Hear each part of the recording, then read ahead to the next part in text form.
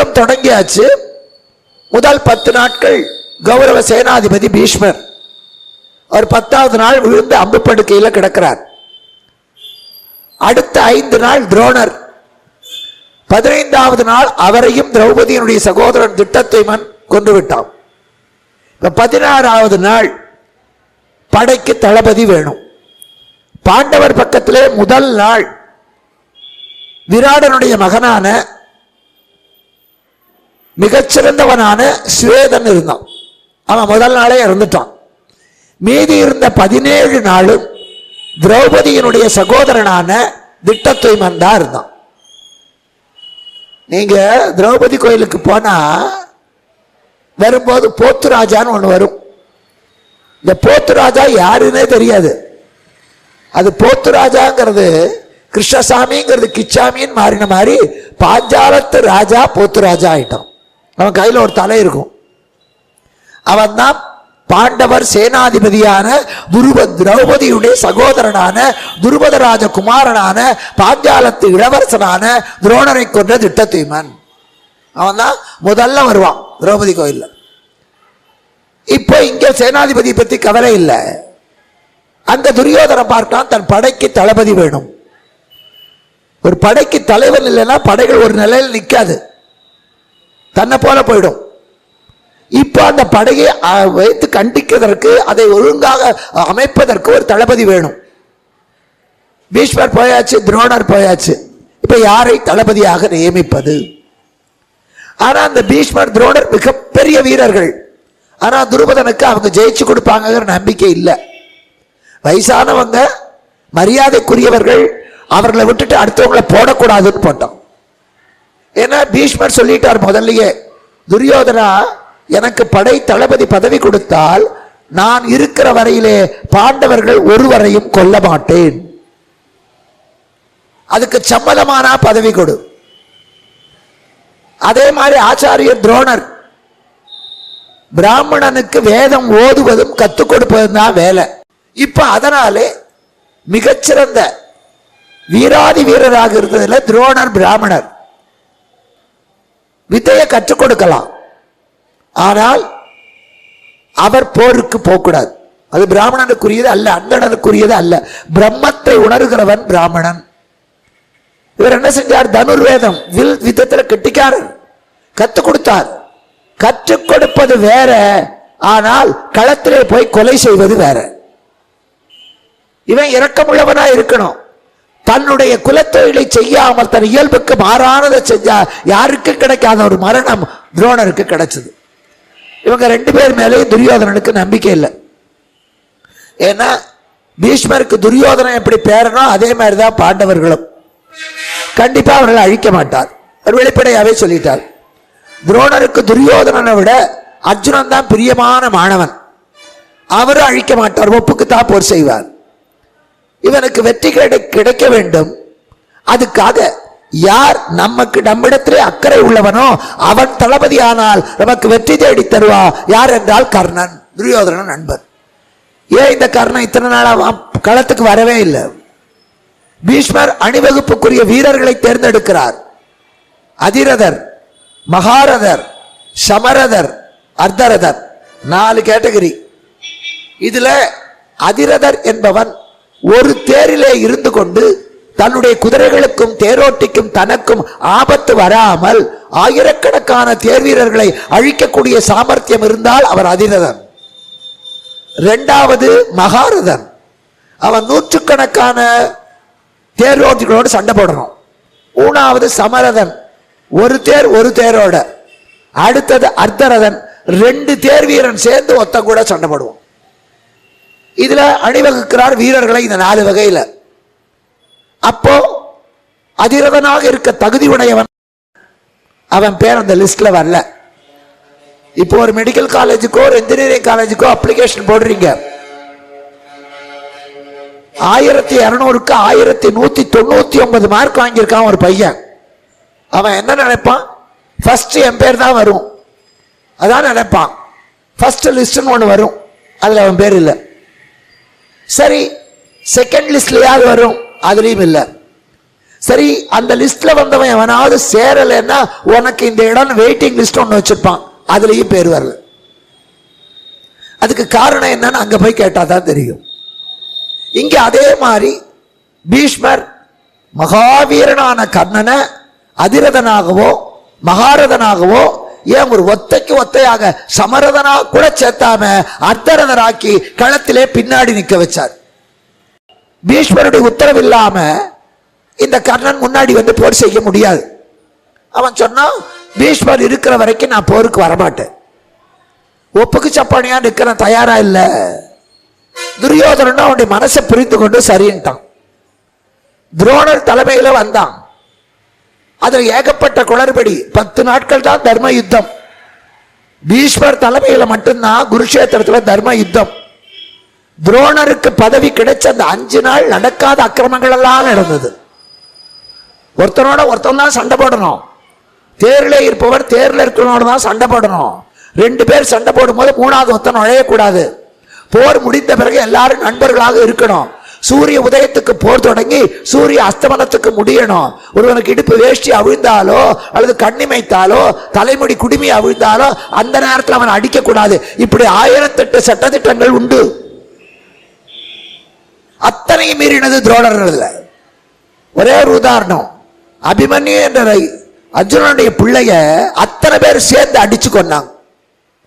மகா தப்பது. அத்தனை தர்மங்களும் மீறப்பட்டது அவருடைய. அவரால் கண்ட்ரோல் பண்ண முடியல.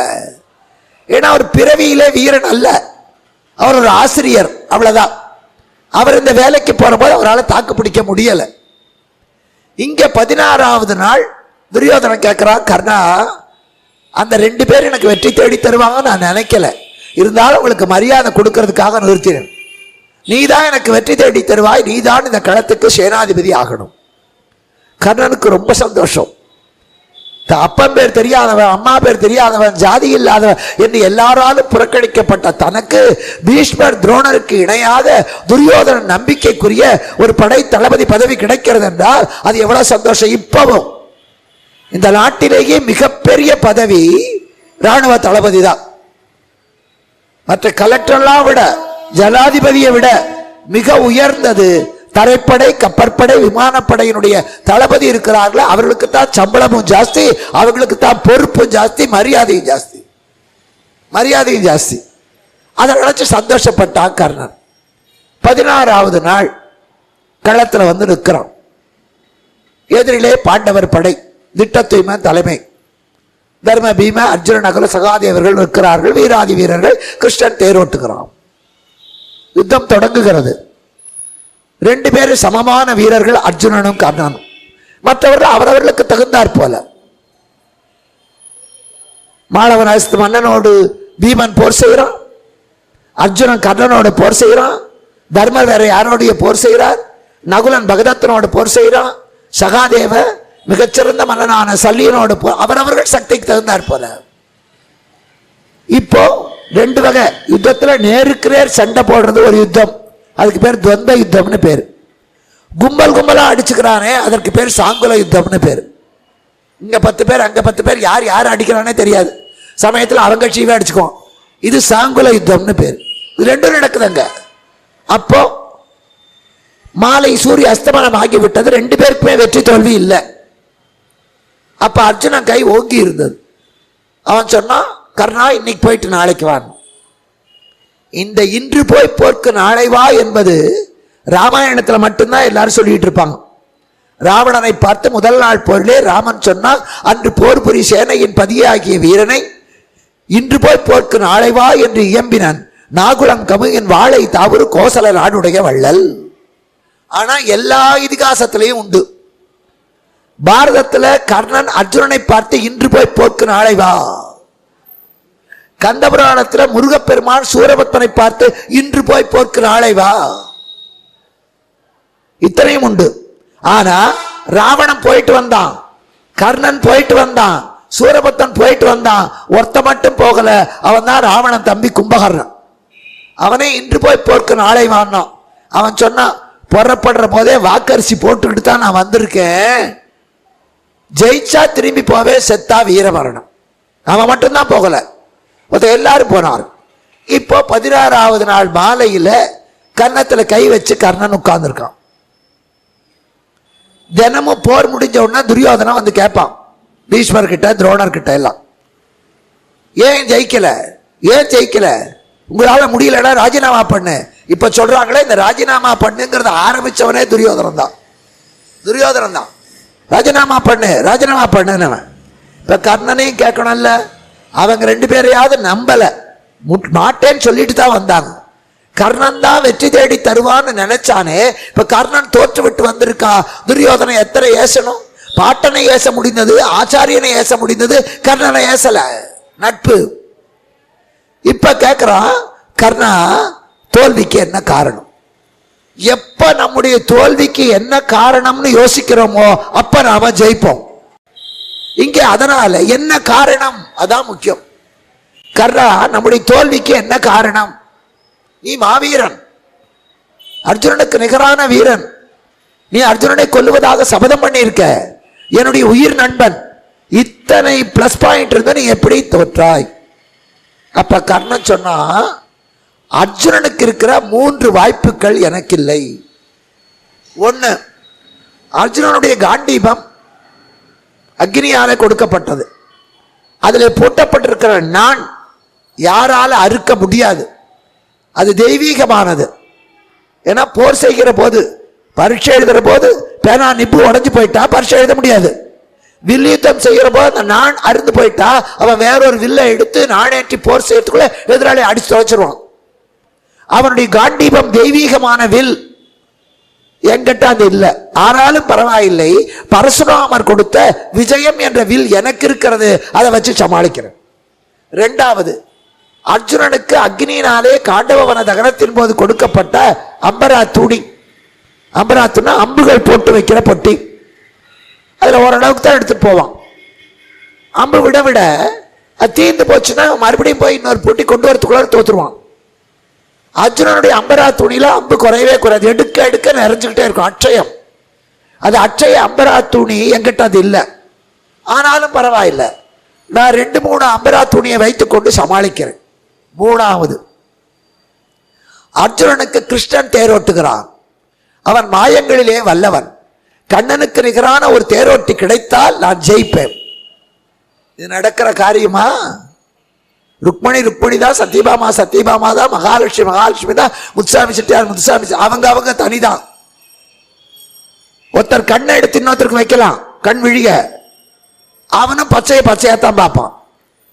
ஒருவருடைய சிறுநீரகத்தை எடுத்து இன்னொருத்தருக்கு வைக்கலாம், அதுவும் சிறுநீரத்தான் கழிக்கும்.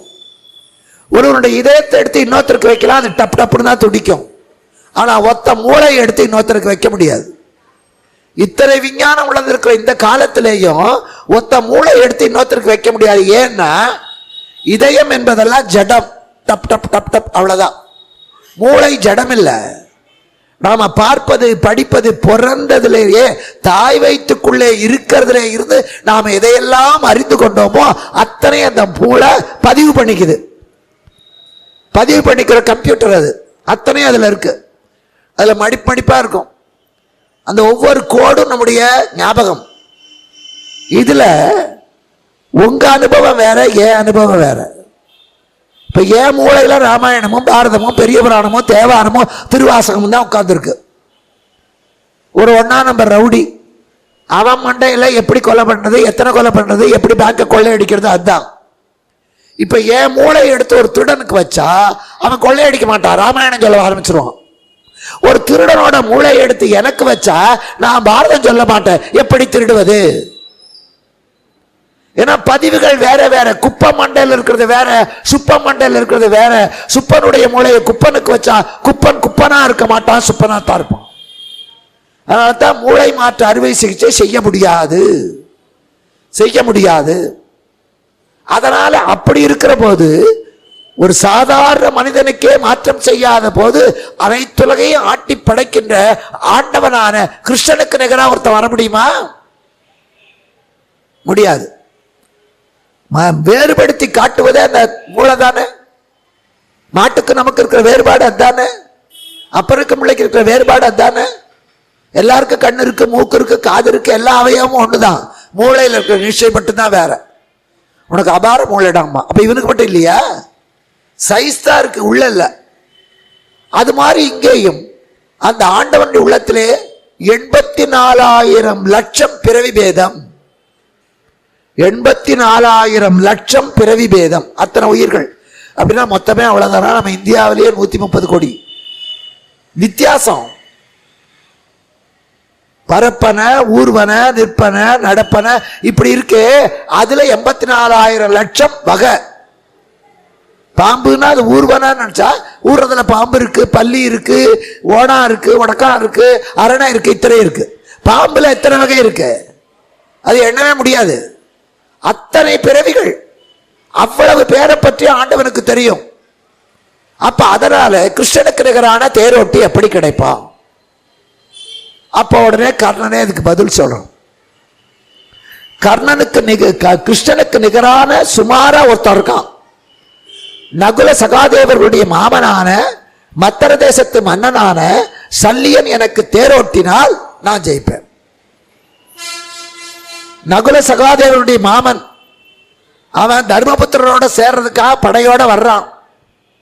வர்ற வழியில எல்லாம் துரியோதனன் தண்ணீர் பந்தல் வச்சு சாப்பாடு போட்டு யானை குதிரைக்கு தீனி போட்டு எல்லா ஏற்பாடும் பண்ணியிருந்தான். அவன் என்ன நினைச்சான், தர்மபுத்திரர் தான் இத்தனை ஏற்பாடு பண்ணியிருக்காரு, நல்ல வழியில சாப்பிட்டுட்டு ஓய்வு எடுத்து வந்தான். குருக்ஷேத்திரத்தை கிட்ட வரும்போது துரியோதனம் வணங்கினான். மாமா வழியில எல்லாம் சௌகரியமா இருந்ததா? திக்குறது. அப்ப வழியில சாப்பாடு போட்டது நீயா? ஆமா. அந்த காலத்திலேயே ஒருத்தர் உப்ப தின்னு துரோகம் பண்ணக்கூடாது. துரியோதனா உன் உப்ப தின்னுட்டு உனக்கு எதிர்பக்கம் போய் நான் சண்டை போட மாட்டேன், உன் பக்கமே இருக்கேன். இது வஞ்சக முறையிலே சல்லியன் வந்தது. இப்ப அந்த சல்லியனுக்கு இணையானவன் கிருஷ்ணன், மாவீரன். துரியோதனன் போனான். துரியோதனன் யார்கிட்ட எதுவும் கேட்க மாட்டான், வணங்காமுடி மன்னன். அப்படி தலை குறிஞ்சே நடக்க மாட்டான். அதனாலதான் விழுந்தான் கீழே தண்ணி இருக்கிறத பார்க்காம. அவன் சாப்பிடும்போது நாமெல்லாம் சாம்பார் சாதம்னா அதில் ஒரு 4 வாய் சாப்பிட்டுட்டு அப்புறம் ரசம் சாதம். அவன் அப்படி மாட்டான். அவன் தட்டிலேயே ஒரு தடவை எடுத்த பிறகு அதில் கை வைக்க மாட்டான். ஒரு 4 கிணத்துல சாம்பார் சாதம், ஒவ்வொன்றுலையும் ஒரு தடவை தான் எடுப்பான். நம்ம எச்சில நாம சாப்பிடுவோம். ஒரு வடையை பாதி கடிச்சிட்டு இலையில வைப்போம், அப்புறம் மறுபடியும் எடுத்து கடிப்போம். அடுத்தவங்க கடிச்சதை தான் நாம வாங்க மாட்டோம். நம்ம எச்சில் நாம உண்ணுவோம். துரியோதன் தன்னெச்சில் தான் உண்ணா தன்மையா, தான் எச்சில் கூட சாப்பிட மாட்டான். அவ்வளவு தூரம் அவன் தன்மானம் உள்ளவன். இப்போ அப்பேற்பட்ட துரியோதன கர்ணனுக்காக சல்லிய கிட்ட போய் நிற்கிறான். அதான் அப்படி நட்பினுடைய மிக உயர்வு. தனக்காக எதையுமே கேட்காத துரியோதன, தலை தாழ்த்தாத துரியோதன நண்பனான கர்ணன் சொன்னான் என்பதற்காக கர்ணனுக்காக சல்லியனிடத்திலே போய் தலை தாழ்த்தி கேட்கிறான், மாமா வணக்கம். துரியோதன ஆயுசுல வணங்கினது அந்த ஒரு தடவை தான் வணக்கம்னா. சல்லியனுக்கு ஆச்சரியம், வணங்காமுடிக்காரன் வந்து வணங்குறானே. அதான் திருக்குறள் எழுதினார், ஒன்னார் வணக்கமும் வில் வணக்கமும் நம்பாதே. வில்லு எவ்வளவுக்கு எவ்வளவு வளையுதோ அவ்வளவுக்கு எவ்வளவு நிமிர்ந்தா நம்மளை அடிச்சிடும்.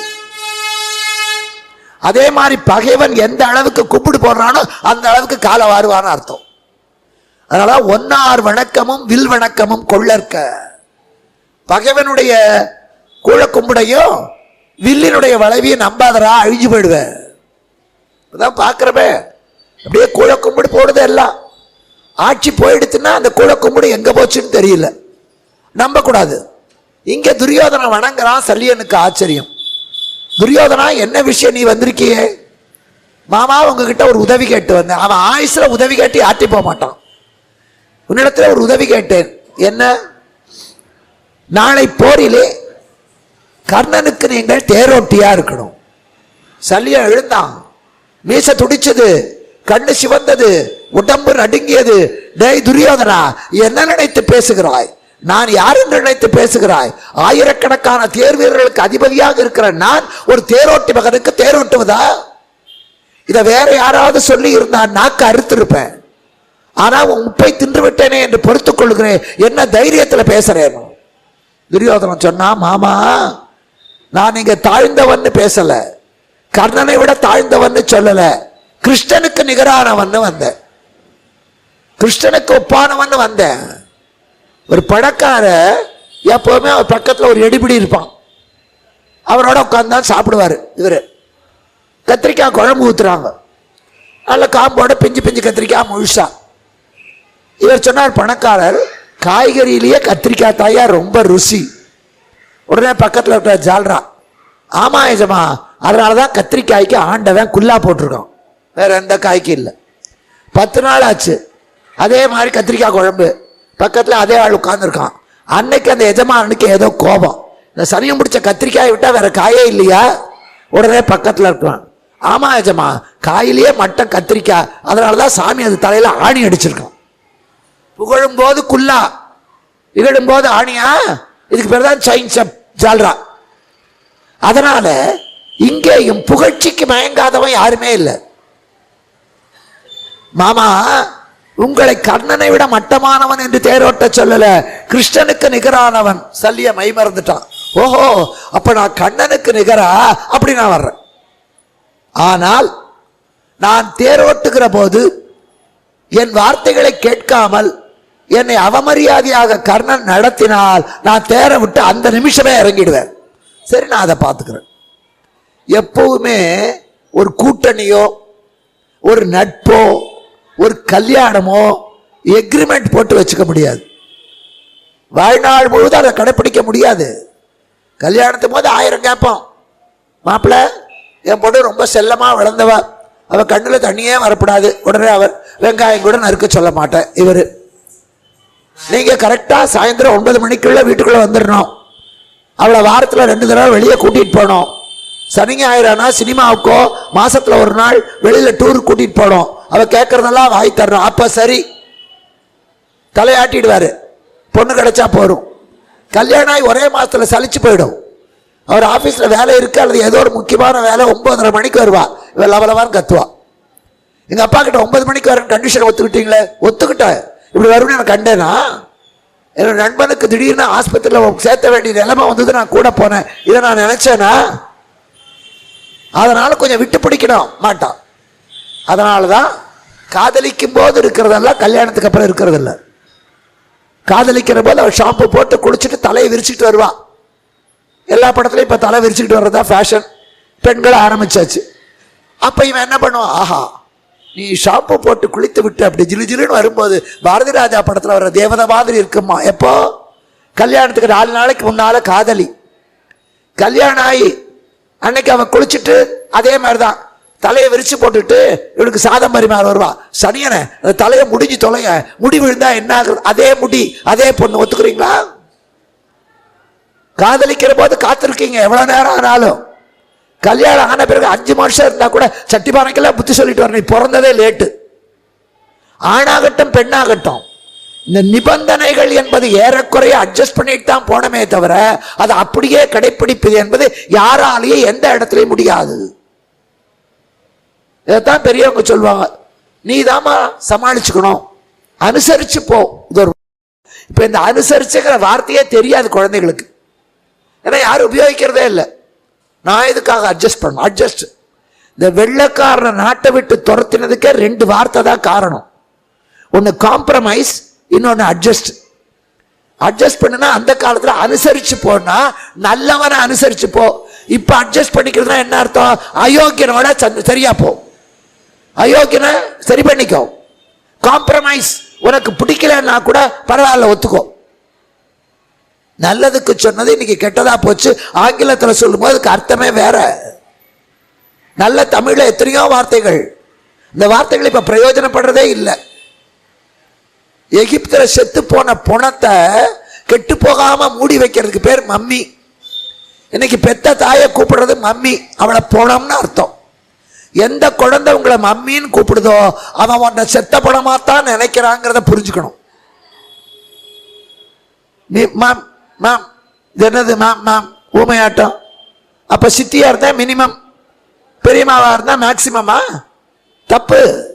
அம்மாங்கிற வார்த்தை இன்னைக்கு பசுமாடு மாத்திக்கல, மனுஷனை தவிர மற்ற மிருகங்கள் எதுவும் மாறல. இன்னைக்கு பாம்பு புத்துல தான் குடி இருக்கு, பறவை கூட்டுல தான் இருக்கு. பாம்பு கூட்டுக்கு போல, பறவை புத்துக்கு வரல. யானை இன்னைக்கு சைவம், ஆடு மாடு இன்னைக்கு சைவம், அது மாறல. ஆப்பிரிக்காவில் இருந்தாலும் ஆப்பிரிக்காவில் இருக்கிற யானை பீர் குடிக்கல, அமெரிக்காவில் இருக்கிற மாடு சிக்கன் பிரியாணி சாப்பிடல. அது எங்க இருந்தாலும் அன்னைக்கு மாதிரி தான் இன்னைக்கு இருக்கு. நாம அப்படி இருக்கோமா? எங்க தாத்தா சுத்த சைவம் சார். எங்க அப்பா எப்பவாவது ஆபீஸ்ல பார்ட்டினா சாப்பிடுவாரு. எனக்கு ஒரு நாள் கூட அசைவம் இல்லாத முடியாது. ஒரே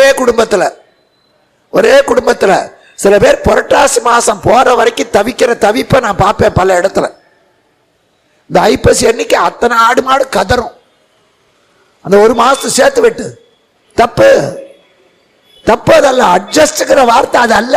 அனுசரிச்சு போவதுங்கிறது அது அல்ல. மற்றவர்கள் துக்கத்தை அனுசரிச்சு நீ அடக்கிக்கோ. பக்கத்து வீட்டில் ஒருத்தருக்கு மரணம் வந்துடுச்சுன்னா உன் வீட்டில் தீபாவளி விமரிசையா கொண்டாடாத, அவன் மனசு வேதனைப்படும். இப்ப அதனால அர்ஜுனன் கர்ணன் பொறுத்து போவான்.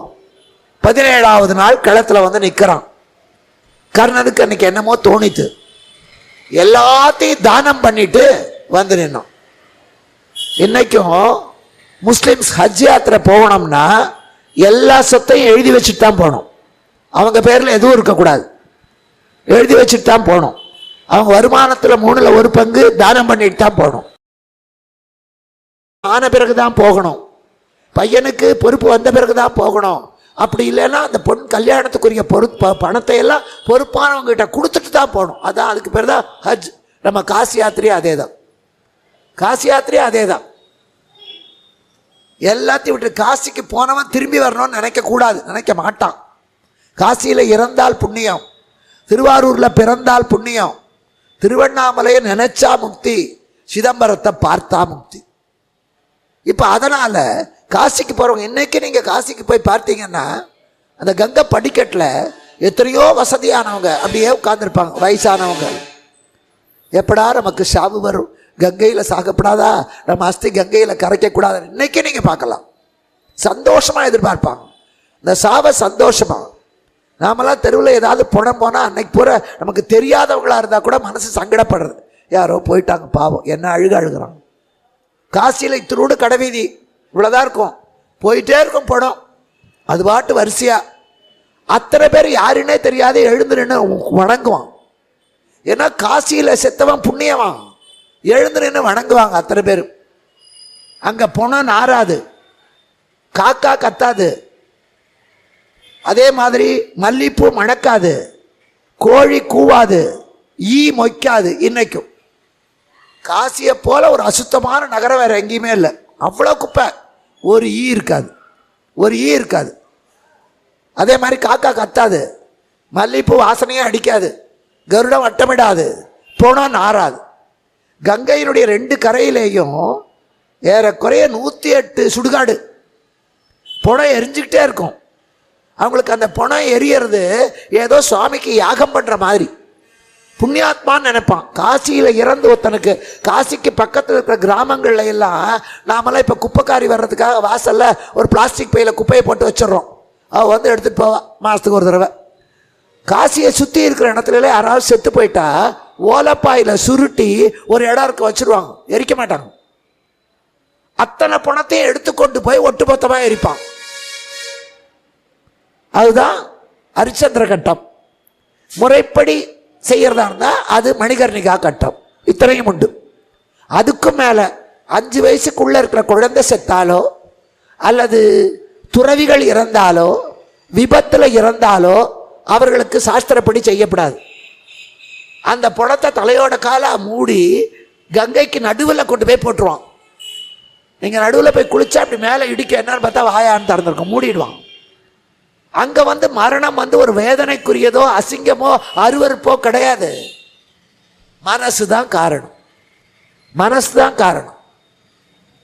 இங்க அதே மாதிரி அப்படிப்பட்ட தானம் பண்ணிட்டு போனா எச்சன் கேட்பான். வீட்டில் இருக்கிறவனுக்கு யார் துணை? மனைவி துணை.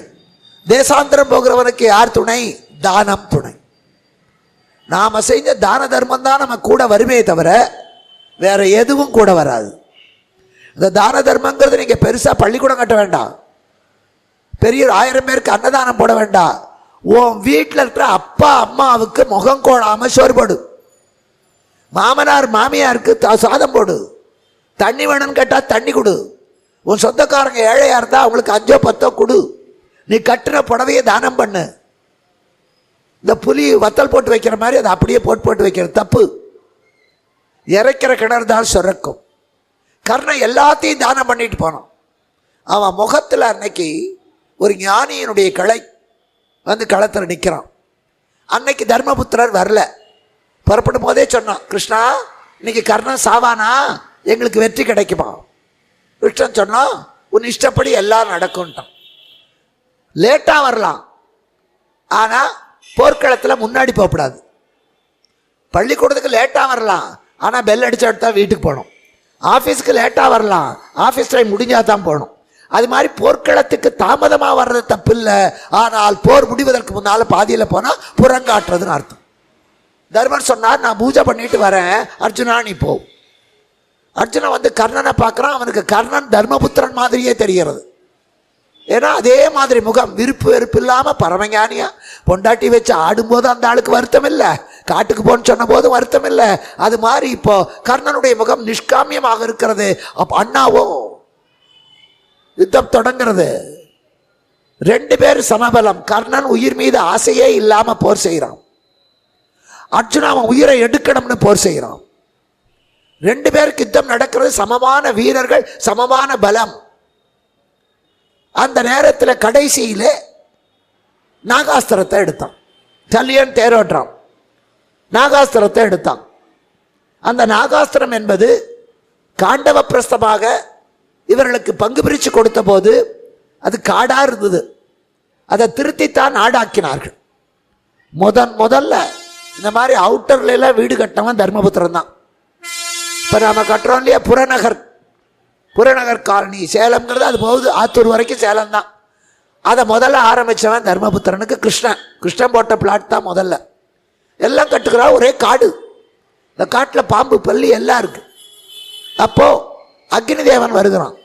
எனக்கு ரொம்ப பசியாக இருக்குது அர்ஜுனா, எனக்கு உணவு கொடு. நெருப்புக்கு எது உணவு? எல்லாத்தையும் எரிக்கும், அதான் அதுக்கு உணவு. கிருஷ்ணன் சொன்னா கொடு. இதோ அந்த காண்டவ வனத்தை நீ உணவாக்கிக்கொள்.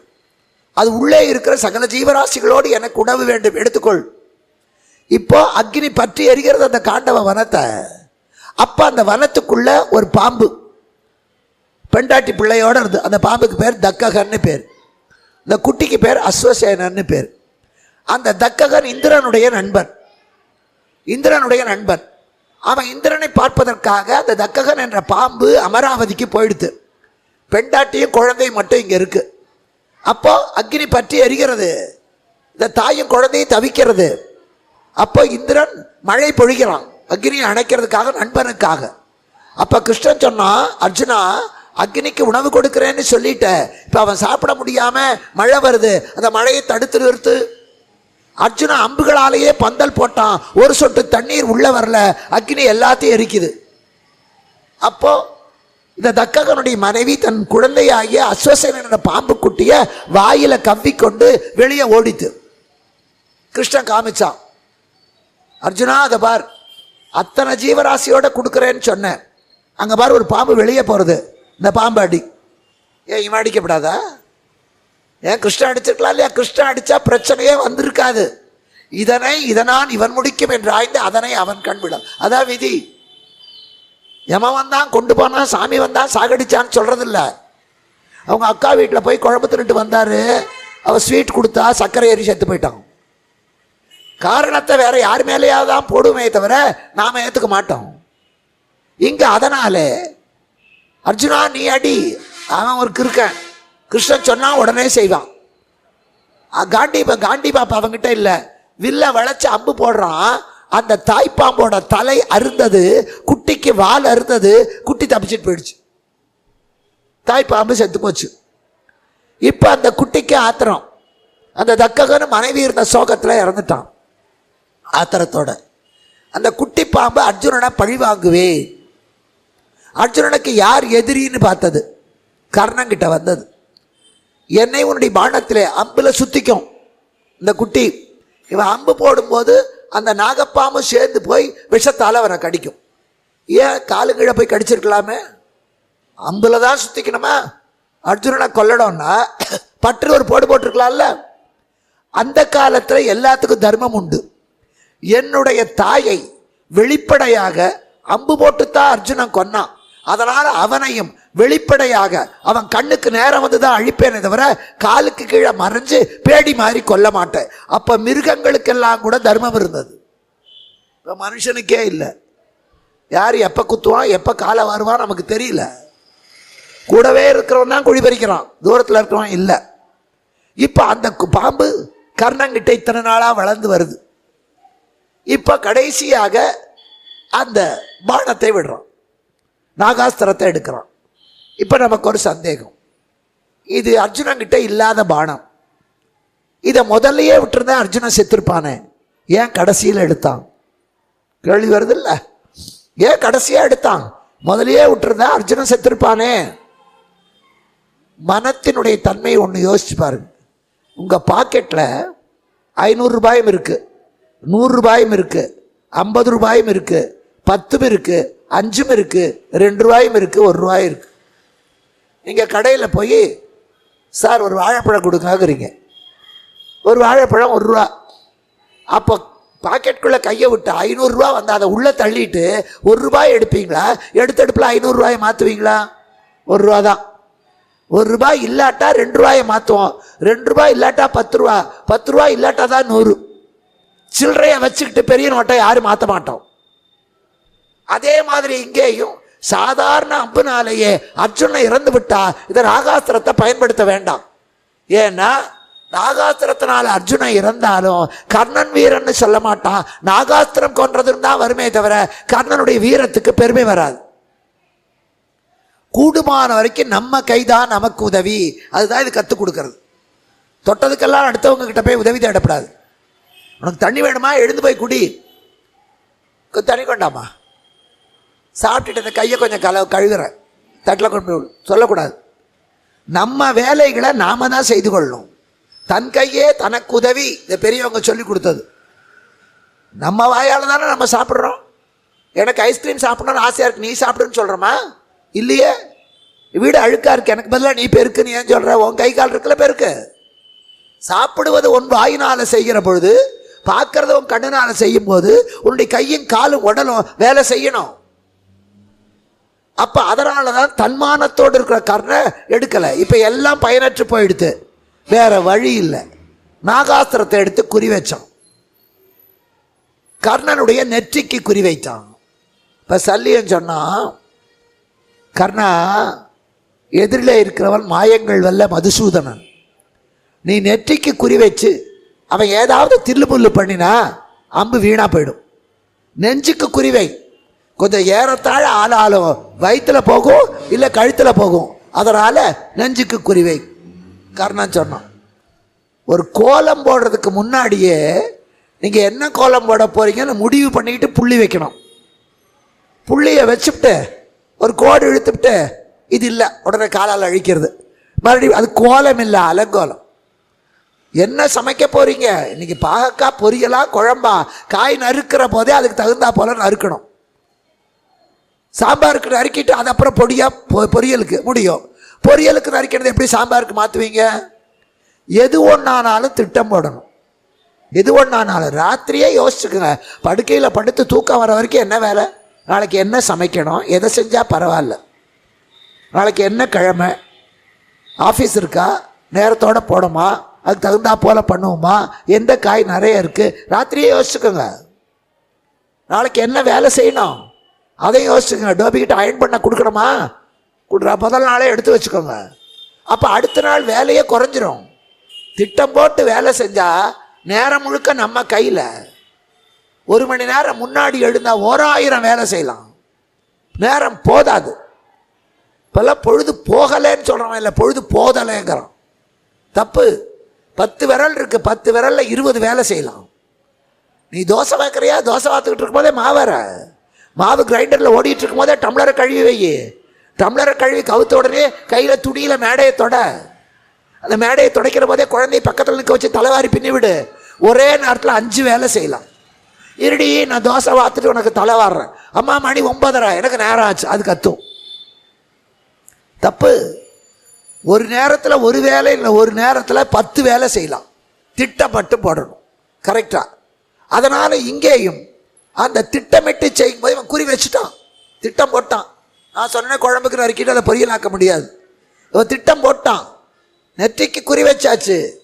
வச்ச குறிய மாத்தினா அது கோழைத்தனம், வச்ச குறிய மாத்தினா அது கோழைத்தனம்.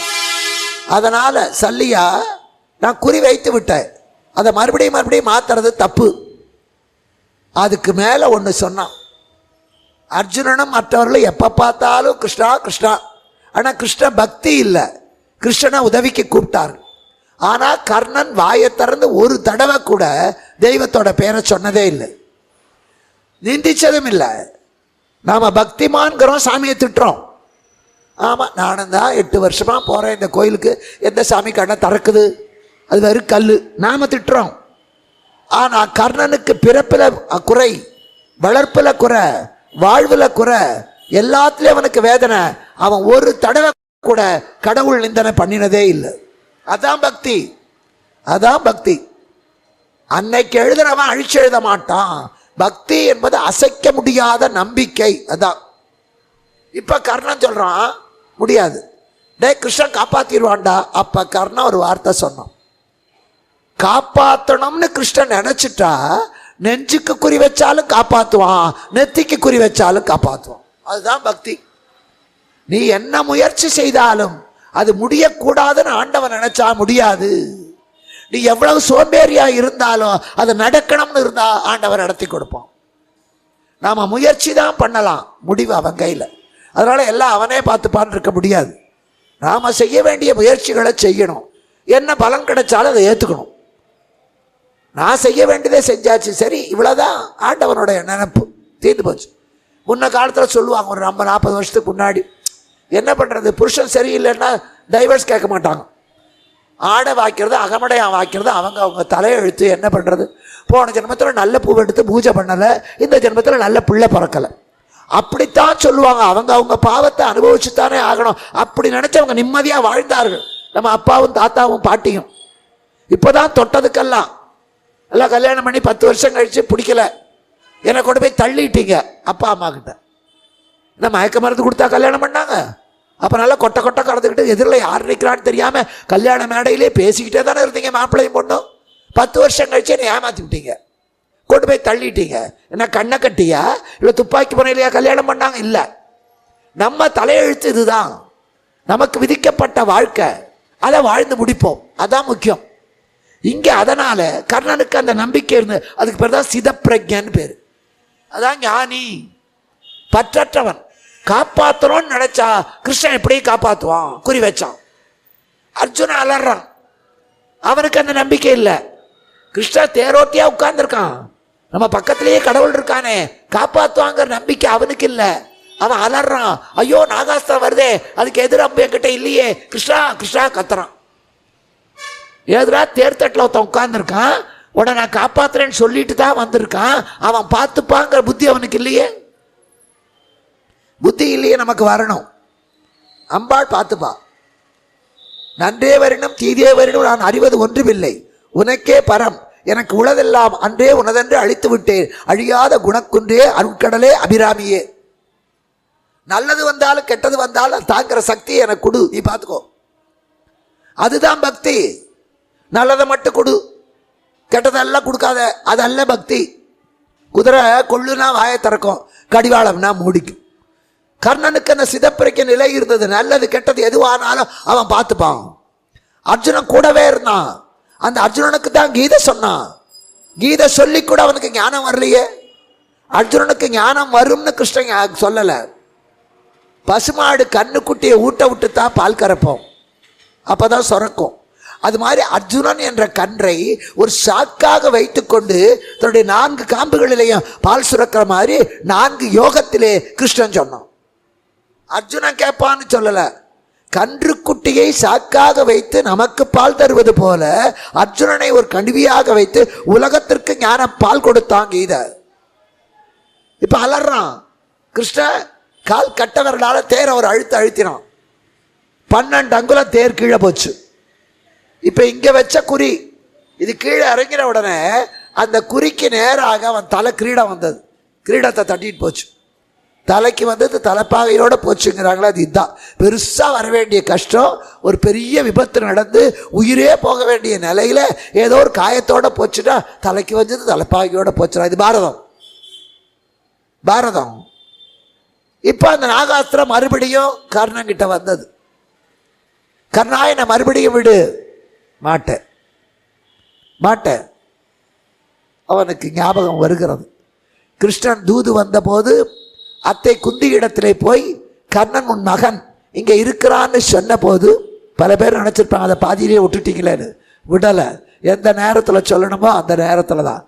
அதனால் குந்தி இடத்துல சொல்லுகிறான். அப்போ குந்தி சொல்கிறா, என் நினைத்து என் செய்தாய் என் பெருமானே, போ அந்த கர்ணங்கிட்ட போய் 2 வரம் கேளு. கொடுப்பான்னு சொல்லலை, அவன் வருவான்னு சொல்லலை. உம்பர் காவனைய கற்பக கையான் வர மறுத்தால், அவன் வரமாட்டான்னு கிருஷ்ணனுக்கு தெரியும். வர மறுத்தால் 2 வரம் கேளு. அர்ஜுனனை கொல்லக்கூடாது 1, மற்ற 4 வரையும் கொல்லக்கூடாது 1. 2 வரம் கேளு. குந்தி சொன்னான், அப்பா இந்த கடைசி நேரத்தில் என் பிள்ளைக்கு எனக்கும் நல்ல சந்திப்பை கொடுக்காம இருக்கிறியே, போமா. குந்தி போறா. மாலை நேரம் சந்தியாவந்தனம் முடிந்து விட்டு சூரியனை வணங்கி கொண்டிருக்கிறான். சந்தியாவந்தனம்னால மாலையிலே வணக்கம், காலையிலே வணக்கம், 2 நேரமும் சூரியனை வணங்கணும். அப்போ குந்தி வந்திருக்கிறார், ராஜமாதா குந்தி வந்திருக்கிறார், வர சொல். குந்தியை உள்ளே வந்த உடனே கர்ணம் பார்த்தான். அம்மா வாருங்கள், தாயே இந்த ஆசனத்தில் அமருங்கள், என்ன காரியமாக அம்மா வந்தீர்கள்? குந்தி இப்படியே, கர்ணா இப்ப சொன்னையே அந்த வார்த்தை இன்னும் ஒரு தடவை சொல்லு. என்ன வார்த்தைம்மா? அம்மான்னு கூப்பிட்டியேடா, என் அடிவயிறெல்லாம் குளுத்து போச்சு, கூப்பிடு. ஒரு தாய்க்கு எதுல சந்தோஷம் தெரியுமா? நீங்க பட்டுப்புடவை வாங்கி கொடுக்கறதுல இல்லை, 10 பவுன் சங்கிலி பண்ணி போடுறதுல இல்லை, பாதாம் அல்வா வாங்கி போடுறதுல இல்லை. கடைசி வரைக்கும் வீட்டுக்குள்ள நுழையிற போது அம்மா அம்மா நீ சாப்பிட்டியா, அந்த ஒரு வார்த்தைக்குத்தான் தாய் ஏங்குறா. ஆனா கல்யாணம் ஆயிட்டா வீட்டுக்குள்ள வரும்போதே ஜானகி விடிய விடிய பொண்டாட்டிக்கிட்ட கொஞ்சங்களா யார் வேண்டாங்கிறா. உள்ள வரும்போது அம்மா, இந்த மருமகளுக்கு புத்தி வேணும், நாமளும் நாளைக்கு தாயாகும். அந்த அம்மான்னு கூப்பிடுறதுல தான் அந்த தாய்க்கு அடிவேறு சந்தோஷம். இப்ப குந்தி சொன்னா, நீ அம்மான்னு கூப்பிடும் போது எனக்கு ஆனந்தமா இருக்குடா, கூப்பிடு. கர்ணன் சொன்னா, இதுல என்ன ஆச்சரியம்? ஒருத்தருக்கு 5 அம்மா, பெற்ற தாய், அண்ணன் மனைவி, ஆசிரியருடைய மனைவி, அரசனுடைய மனைவி, ஆண்டவனுடைய மனைவி, இந்த 5 பேர் அம்மா தான். நீங்கள் குருநாட்டினுடைய ராஜமாதா, அதனாலே பாண்டு பத்தினி, அதனால் நாட்டு மக்கள் அத்தனை பேரும் உங்களை அம்மானு தான் கூப்பிடுவாங்க. ராஜமாதா குந்தியை நானும் அழைத்தேன். குந்தி சொன்னா, நீ ராஜமாதாவை அழைக்கலடா, உன்னை பெற்ற மாதாவை அழைத்தாய். கர்ணன் சிரிச்சான். அம்மா நான் இதுவரைக்கும் சிரிச்சதே இல்லை, என் பழப்பு தான் சிரிக்கிறதே தவிர நான் சிரிக்கிறதையே மறந்து போயிட்டேன். இப்போத்தான் எனக்கு சிரிப்பு வருது. ஏன் தெரியுமா? எனக்கும் அந்த ஆசை இருந்தது, என்னை பெற்றவள் யாருன்னு தெரிஞ்சுக்கணும்னு. ஏன்னா தாய் இல்லாத எந்த உயிரும் இல்லை, தகப்பன் இல்லாத உயிர் உண்டு. நத்தையில் ஆண் பெண் கிடையாது. 4 வகையாக பிறப்பு. 1 விதை போட்டு முளைக்கும், இன்னொன்று கருவிலிருந்து வர்ற குழந்தை, ஆடு மாடு நாமெல்லாம். 3வது வியர்வையிலே இருந்து வருவது, 4வது முட்டையிலிருந்து வருவது. இந்த 4 வகையாத்தான் பிறப்பு. பறவைகள் முட்டையிலிருந்து, நாம ஆடு மாடு யானை எல்லாம் குட்டியிலிருந்து, ஆலமரம் அரச மரம் எல்லாம் விதையிலிருந்து, நண்டு நத்தை எல்லாம் வியர்வையிலிருந்து. 4 வகையா பிறப்பு உண்டு. எல்லாம் 2 இணைந்து தான் இல்லை. ஆண்டவருடைய சிருஷ்டியிலே சில ஜீவராசிகள் ஒன்னே ஆணாவும் இருக்கும் பெண்ணாவும் இருக்கும். வேற ஆண் வேண்டவே வேண்டாம். அதனிடத்திலேயே ரசாயன மாற்றம் ஏற்பட்டு அதிலிருந்தே குஞ்சு வரும். இது இயற்கை, வியர்வையிலிருந்து வர்றது. இப்போ அதனால அதுக்கு அப்பா கிடையாது, அம்மா தான் இருக்கு. அது மாதிரி தகப்பன் இல்லாத பிறவி உண்டு, தாய் இல்லாத பிறவியே கிடையாது. அதனால எனக்கு ஒரு அம்மா இருந்திருக்கணும், அவ யாருன்னு தெரிந்து கொள்ளணும்னு ஆசைப்பட்டேம்மா. என்னை ஒரு ஆடையில சுற்றி பெட்டியில வச்சு எங்க அம்மா விட்டுட்டான்னு என்னை வளர்த்த தேரோட்டி எடுத்து சொன்னான். அந்த ஆடையை நான் இன்னும் பத்திரமா வச்சிருக்கேன், அதை பாரு அங்கதான் இருக்கு. எனக்கு அம்மா வேணும்னு நான் விளம்பரப்படுத்தினேன். 1000 பெண்கள் வந்தார்கள். ஏமா ஒரு பொண்ணுக்கு 100 பிள்ளை பிறக்கலாம், காந்தாரி மாதிரி. ஒரு குழந்தைக்கு 2 அம்மா இருக்க முடியுமா? முடியாது. ஆளு பாதி பாதியாவா பெத்தெடுப்பா? முடியாதே. இது ஆச்சரியமா இருக்கேன்னு நினைச்சேன். இதை கண்டுபிடிக்கணும்னு நினைத்து இந்த ஆடையை கட்டிக்கொண்டு யார் எலும்பு கூடாக பேயாக மாறாமல் இருக்கிறாளோ அவள் என் தாயினே. தாய் என்று வந்தவளெல்லாம் சொத்துக்காக புகழுக்காக எனக்காக தேடி வந்தவர்கள் அந்த ஆடையை கட்டிக்கொண்டு தாயாக வந்தவர்கள் பேயாகி போனார்கள். நான் அந்த ஆசையே விட்டுட்டேன். அதுதான் தளபதி படம். அந்த ஆசையே விட்டுட்டேன். இப்போ குந்தி சொன்னா ஆடையை கொடு, நான் கட்டிக்கொள்றேன். வேண்டாமா? கொடு. குந்தி அந்த ஆடையை கட்டிக்கொண்டாள். கர்ணனை ஈன்றது போல தாய் பாசத்திலே அவள் மார்பிலே இருந்து பால் சுரக்க அப்படியே நிற்கிறாவ. கர்ணன் பார்க்கிறான். சந்தோஷம் வரல அவருக்கு, சந்தோஷம் வரல. அம்மா இவ்வளவு பக்கத்தில் இருந்து இவ்வளவு நாளா என்னை ஏன் விட்டுட்டீங்க? குந்தி சொன்னா எனக்கே இப்பத்தான் தெரியும். எப்படி? கிருஷ்ணன் சொன்னான். உஷாராயிட்டான் கர்ணன். கிருஷ்ணன் சொல்லி அனுப்பியிருக்கான்னா சோழியன் குடுமி சும்மா ஆடாது. ஏதோ காரணம் இருக்கிறது. அம்மா என்ன காரணமாக வந்தீர்கள்? அடுத்த வார்த்தையே வேற மாதிரி போச்சு. என்ன காரணமாக வந்தீர்கள்? கர்ணா, நீதான் இந்த குரு வம்சத்தின் மூத்தவன், வந்துவிடு, பாண்டவரோடு சேர்ந்து விடு, இந்த நாட்டுக்கு ராஜாதி ராஜனா இருக்கலாம், வா. கர்ணா வாய் விட்டு சிரிச்சான். அம்மா, ஒரு குழந்தைக்கு அன்பு, தியாகம், பொறுமை, வீரம் இதையெல்லாம் கற்றுக் கொடுக்கிறவள் தாய். இதை கற்றுக் கொடுக்கிறவள் தாய் தான். தாய் சொல்லித்தான் குழந்தைக்கு இந்த நல்ல குணங்கள் அத்தனையும் படுகிறது. மானம் சேர்ப்பது மனைவியின் வார்த்தை, வீரம் சேர்ப்பது தாய்மலை பாலடா பாரதி. அவ பால் கொடுக்கிற போதே அந்த குழந்தைக்கு வீரத்தையும் சேர்த்து தான் ஊட்டணும். நல்லதை நினைச்சா அந்த பாலை குடிக்கிற குழந்தைக்கு நல்ல புத்தி வரும். இவன் மாமியார் திட்டிக்கிட்டே பாலை கொடுத்தாள்னா அந்த குழந்தை அவன் பொண்டாட்டி விட்டு இவளை திட்ட வைப்பான். அவளுக்கு இவன் மாமியார். அதனால நல்லதை நினைக்கணும். வீரம் சேர்ப்பது தாய்மலை பாலடா, மானம் சேர்ப்பது மனைவியின் வார்த்தை. இப்ப அதனால அம்மா என்னை வந்துருன்னு சொல்றீங்க, இது துரோகம் இல்லை? கெட்ட தாய் உலகத்துல கிடையாது, கெட்ட பிள்ளை உண்டு. ஆனா நீ என்னை விட்டுட்ட. என்கிட்ட அன்பில்லாமையாலோ அல்லது ஊரார் பழிப்பார்களோ என்று எண்ணி என்னை விட்டுட்ட. பெற்ற நீர் மக அன்பில்லாமையாலோ பெரும்பழிக்கு நாணியோ விடுத்தீர். அற்றை நாள் தொடங்கி இன்று காரும் ஆறுயிர்த்துடன் எனக் கருதி கொற்றமா மகுடம் சூட்டி கூட உண்டு தன் தம்பியரும் சுற்றமானவரும் என்னடி வணங்க ஏற்றமும் தோற்றமும் எரிந்தே அளித்தான். நீ விட்டுட்டமா, பெத்த மனம் பித்து பிள்ளை மனம் கல்லு, நீ விட்டுட்ட.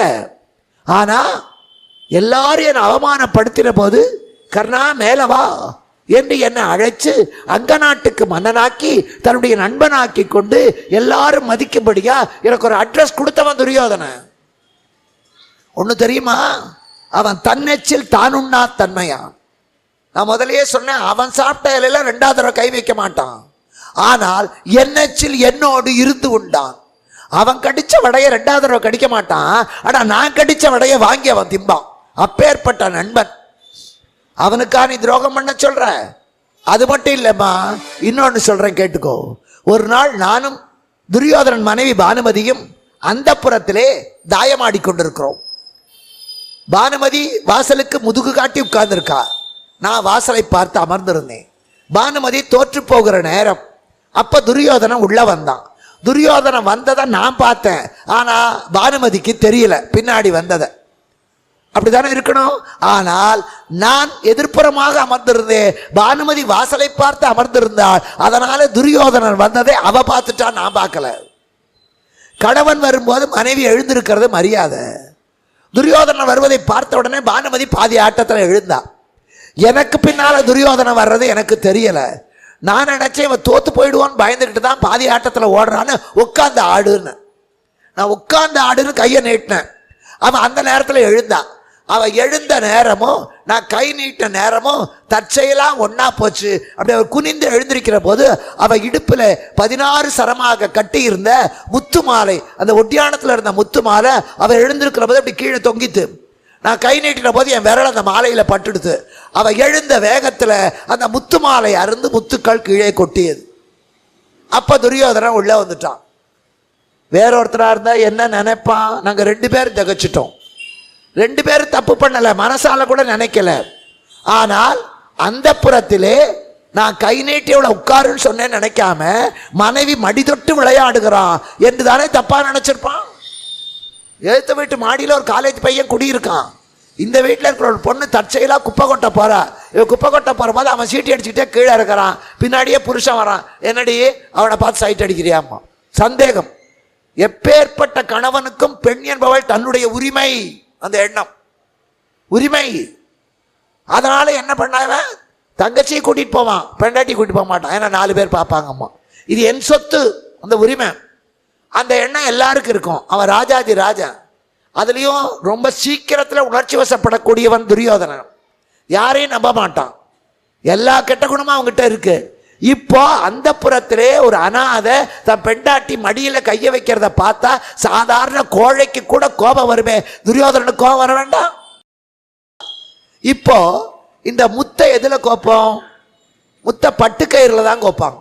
இப்போ எல்லாருமே முத்து வாங்குறோம். முத்தை நூலில் கோட்டா வெறப்பாரினா முத்துக்கு அழகில்லை. முத்தை பட்டுக்கயிறுல தான் கோக்கணும், அப்போதான் துவண்டு இருக்கும். இந்த சாதாரண நூல் கயிறுனா அதில் கோக்கணும்னா எச்சலை தொட்டோ தண்ணியை தொட்டோ நுனியை திரிச்சிட்டா கோக்க முடியும், ஊசி கோக்கிறது. ஆனால் இந்த பட்டு நூல் இருக்க அது 5-6 நூல் சேர்ந்து தான் அவ்வளோ மெல்லிசு. அதைத்தான் திரிச்சு கொஞ்சம் மெல்லிசாக வந்திருக்கும்.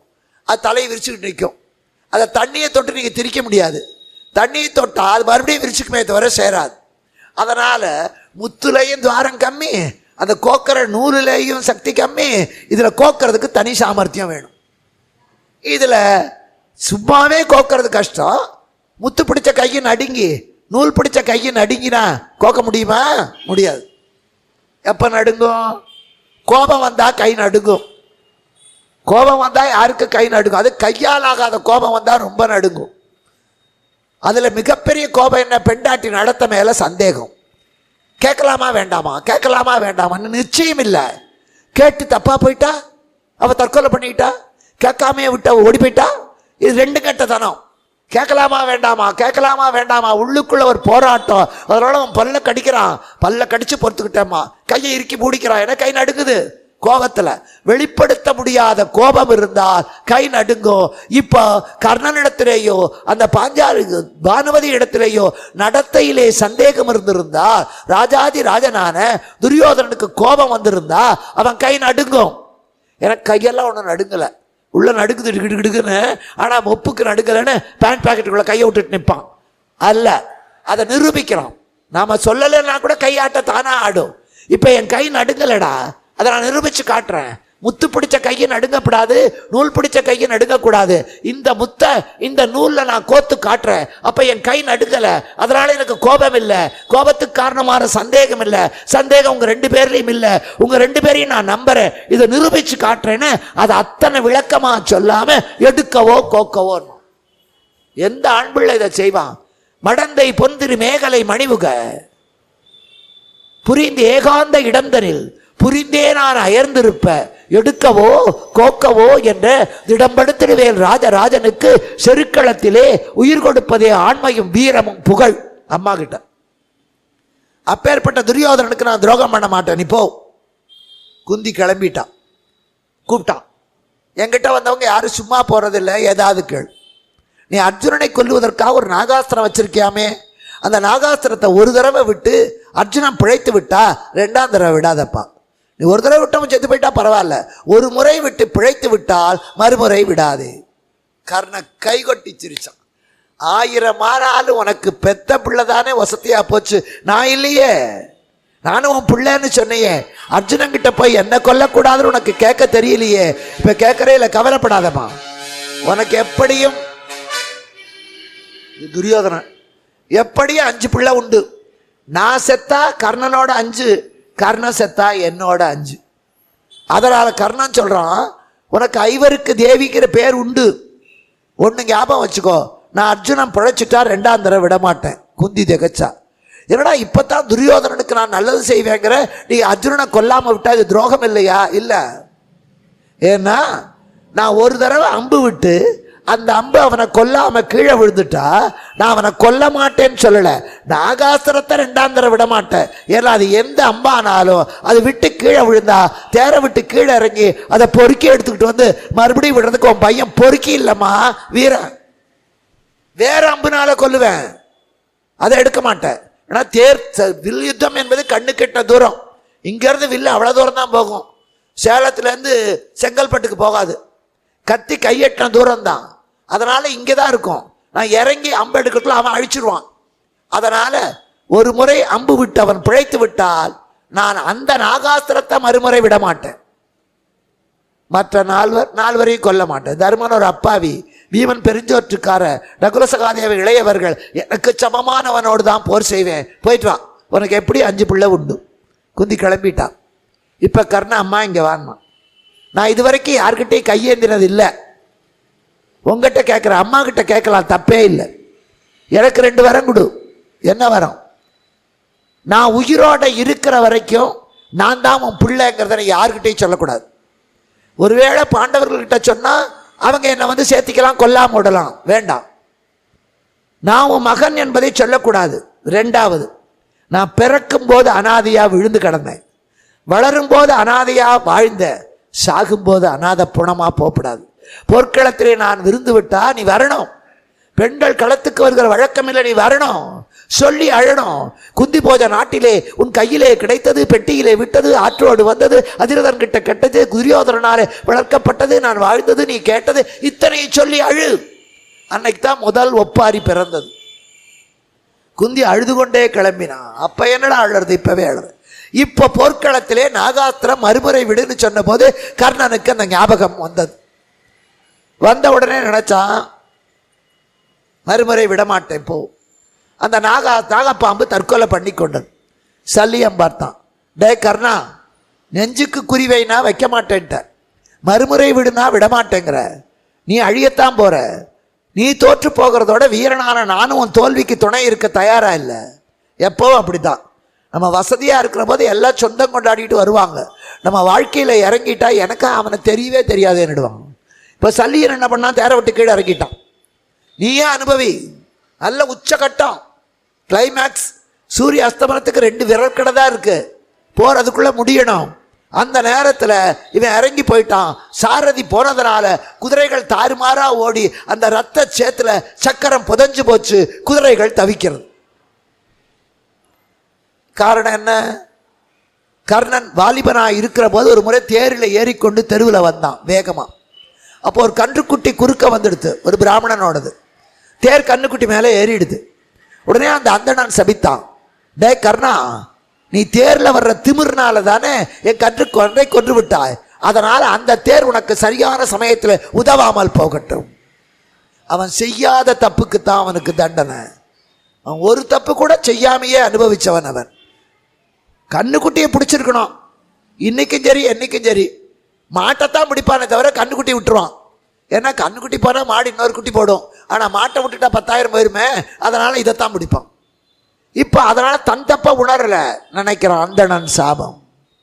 கீழே இறங்கி நான் தேரை நிமித்த முடியலை. அர்ஜுன அம்புகள் வந்து மேலே முள்ளம்பண்ணி மாதிரி நிற்குது. ஒவ்வொரு அங்குல ஒவ்வொரு ரோமக்காலையும் ஒரு அம்பு. அந்த நேரத்தில் கடைசி அஸ்திரத்தை எடுத்தால் அது பிரம்மாஸ்திரம். பிரம்மனுடைய பெயரை சொல்லி விடுவது, அதுதான் கடைசி கிளைமேக்ஸ். சாதாரணமாக எல்லாரும் விடக்கூடாது. ஒரு பிரம்மாஸ்திரம் உலகத்தையே அழிச்சிடும். அதை விடுவதற்கு முன்னால் ரொம்ப யோசிக்கணும். அது நான் முதல் நாளே சொன்னேன், அம்பு தான், ஒவ்வொன்றுக்கும் மந்திரம் உண்டு. பிரம்மாஸ்திரம் என்பது அதற்குரிய மந்திரம். இவன் எடுத்தான், அம்பை வில்லில் பூட்டிட்டான், நானே இழுத்துட்டான், அதுக்குரிய மந்திரத்தை சொல்ல போகிறான், மறந்து போச்சு. இன்னைக்கு நீங்கள் பார்க்கலாம், சில குழந்தைங்க நல்லா படிக்கும், பொட்டை விட்டு போடுவான் அந்த எஸ்ஏயோ அல்லது பொயட்ரியோ எல்லாத்தையும். பரீட்சை காலில் போய் உட்காருவான், உட்கார்ந்த உடனே கொஸ்டின் பேப்பர் வாங்குவான், எல்லாம் அவனுக்கு தெரிஞ்ச கேள்வி தான். ரொம்ப சந்தோஷமாக கொஸ்டின் நம்பரையும் போட்டுருவான். பேனாவை திறந்து இப்படி பிள்ளையார் சொல்லி போட்டு தொடங்குவான். முதல் வார்த்தை மறந்துடும். முதல் வார்த்தையை எடுத்து கொடுத்துட்டா அத்தனை கிடுகிடுகிடுன்னு வந்துடும். முதல் வார்த்தை மறந்துடும் எப்போவுமே. அது ரொம்ப கஷ்டம். அதனால் ரொம்ப பசங்க என்ன பண்ணுவான், ரொம்ப கெட்டிக்கார பையன் கூட முதல் வார்த்தையை மட்டும் கையில் எழுதிட்டு வருவான். இது பிட்டு இல்லை, முதல் வார்த்தையை மட்டும் ஒன்ஸ் அப்பான டைம்ல தொடங்கினா இவன் ஒன்ஸ்ன்னு எழுதி வச்சிருப்பான். அது தொடங்கிட்டு அவன் கிடுகிடுன்னு எழுதிடுவான் கையில். அவன் நல்லா படிச்சிருப்பான், அதனால் முதல் வார்த்தை மட்டும். இன்னொருத்தன் படிக்கவே மாட்டான், அவன் என்ன பண்ணுவான்? கற்றது கையளவு, கல்லாதது இடுப்பளவு. அவன் படித்தவன் கையில் எழுதிட்டு வருவான், படிக்காதவன் புஸ்தகத்தையே கிழிச்சு இடுப்பை சுற்றி கட்டிட்டு வந்துடுவான். அதுதான் இப்போ இங்கே அதே மாதிரி முதல் வார்த்தை பிரம்மாஸ்திரம் மறந்து போச்சு. காரணம், பரசுராமர் இடத்துல அவன் வித்தை கற்றுக்கொள்ள போகிறான். அவர் சத்திரியனுக்கு வித்தை கற்றுக் கொடுக்க மாட்டேன்னு பீஷ்மர்னால சபதம் பண்ணியிருக்கார். இவன் ஒரு நாள் பரசுராமர் இவன் மடியில் தலை வச்சு படுத்திருக்கார். அதுவே தப்பு. வாத்தியார் வகுப்பில் தூங்குறது தப்பு, அதில் மாணவ மடியில் தலை வச்சு தூங்குறது அதோட பெரிய தப்பு. ஆனால் அவன் நல்ல சிஷ்யன், குருவனுடைய வீட்டிலேயே தான். அவருக்கு எப்போ மூடு வருதோ அப்போ தான் பாடம். இப்போல்லாம் பையனுக்கு எப்போ மூடு வருதோ அப்போ தான் பாடம். சார் இன்னைக்கு வேணாம் சார்னா விட்டுறணும். அதுக்கு மேலே நீங்கள் பாடம் நடத்துனீங்கன்னா காலேஜில் நரி கத்தும், நாய் கொலைக்க எல்லாம் பண்ணும், கிளாஸில் விட்டுறணும், அவன் மூடுக்கு விட்டுறணும். இங்கே அதனால் தூங்குறான். இவன் எழுப்பலை, குருவனுடைய நித்திரைக்கு பங்கம் வரக்கூடாதுன்னு உட்காந்துருந்தான். அர்ஜுனனுடைய தந்தை இந்திரன், அவன் தம்பிள்ள ஜெயிக்கணும்னு நினச்சான். அவன் யாரையும் கேட்காமையே இந்த கர்ணன் அழியணும்னு ஒரு வண்டு வடிவம் எடுத்துக்கொண்டு கர்ணனுடைய தொடையில் கொடைய ஆரம்பித்தான். நம்ம உடம்புலேயே மிக மென்மையான பகுதி தொடை தான். அதனால தான் தொடையில் ஏதாவது காயம் வந்தால் அது மரத்து போகிற ஊசி போட மாட்டாங்க இப்போவும். அது மரத்து போனால் சாமானியத்துக்கு உணர்ச்சி வராது, அது ரொம்ப மென்மையான பகுதி. அதனால் அதில் கொடையிறான் அவன் பாட்டுக்கு. குடைஞ்சி ரத்தம் கொட்டுது, இவன் பல்ல கடிச்சிட்டு பேசாமல் பொறுத்துருக்கான். ஏன்னா குரு எழுந்திருந்துருவாரு வலியை பொறுத்துக்கிட்டு. இந்த ரத்தம் கீழே ஒரு மடியில் தான் தலை வச்சிருக்காரு, தொடையிலேருந்து ரத்தம் கீழே சொட்டுக்கிறது அந்த பரசுராமருடைய பிடரியில் பட்டது. ஒரு வெப்பமான ஒரு உணர்ச்சி சட்டுன்னு கண்டுபிடிச்சார். நாம் தூங்கிட்டே இருக்கும்போது திடீர்னு ஃபேன் நின்று போச்சுன்னா நமக்கு வேத்து கொட்டு டக்குன்னு முடிச்சுக்குவோம், குழந்தை கூட முடிச்சுக்கும் இந்த காலத்தில். அதனால் முடிச்சு பார்க்குறாரு, கீழே ரத்தம், இவன் தொடையில் காயம். என்ன பண்ணியிருக்கணும்? ஒரு நல்ல மனுஷனாக இருந்தால் வேஷ்டியை கிழித்து அந்த குழந்தைக்கு கட்டு போட்டிருக்கணும். சின்ன பையன் வாலிபன், கட்டு போட்டிருக்கணும். இல்லை ஒரு சாதாரண ஆளாக ரத்தம் வருதுடா போய் கட்டுப்பட்டு வாடான்னு அனுப்பியிருக்கணும். இது ரெண்டையுமே செய்யலை. அதுக்கு பதிலாக, டேய் நீ சத்திரியன் தார, இவ்வளவு ரத்தம் கொட்டுது, கொஞ்சம் கூட பயப்படாமல் உட்காந்துருக்கியே. சத்திரியனுக்கு தான் ரத்தத்தை கண்டா பயம் இல்லை போர்க்களத்தில், பிராமணனுக்கு ரத்தத்தை கண்டா பயம் இருக்கணும். பிராமணனா பிறந்து முடியாடி விலாசில் போய் சாப்பிடக்கூடாது. அதனால் சத்திரியனுக்குத்தான் ரத்தத்தை கண்டா பயம் இல்லை, பிராமணனுக்கு பயம் உண்டு. அதனால் அவன் கொல்லாத விரதமுடையவன். நீ இத்தனை ரத்தம் வந்து கூட பயப்படாமல் உட்கார்ந்துருக்க, நீ பிராமணன் நினைச்சு நான் உனக்கு வித்தை கற்றுக் கொடுத்தேன். நீ பிராமணன் அல்ல, சத்திரியன். சத்திரியனுக்கு வித்தை கற்றுக் கொடுக்க மாட்டேன். அதனால எங்கிட்ட கற்றுக்கொண்ட எல்லாமே சரியான நேரத்திலே மறக்கட்டும். இவரா வாத்தியாரு? மறக்கட்டும்னு சொல்லி இருக்கலாம், இந்த பையன் மறுபடியும் படிச்சிருப்பான். சரியான நேரத்தில் மறக்கட்டும், அது வரைக்கும் ஞாபகம் இருக்கு. அந்த நேரத்திலே அந்த நிமிஷத்திலே அதை பயன்படுத்துகிற வினாடி மறந்து போச்சு. இப்போ அம்மாவுக்கு கொடுத்த வரம் நாகாஸ்திரத்தை மறுமுறை விடமாட்டேன் ஒரு பக்கம் இழுக்குது. சல்லியனுடைய கோபம் இன்னொரு பக்கம், பிராமணனுடைய சாபம் இன்னொரு பக்கம், பரசுராமருடைய சாபம் இன்னொரு பக்கம். 4 பக்கம் அவன் கழுத்த கயிறு மாதிரி இழுக்கிறது. நடுவில் அந்த பையன் இருக்கான், சாகல்ல. காரணம் அவன் செஞ்ச புண்ணியம் அவனை காப்பாத்து.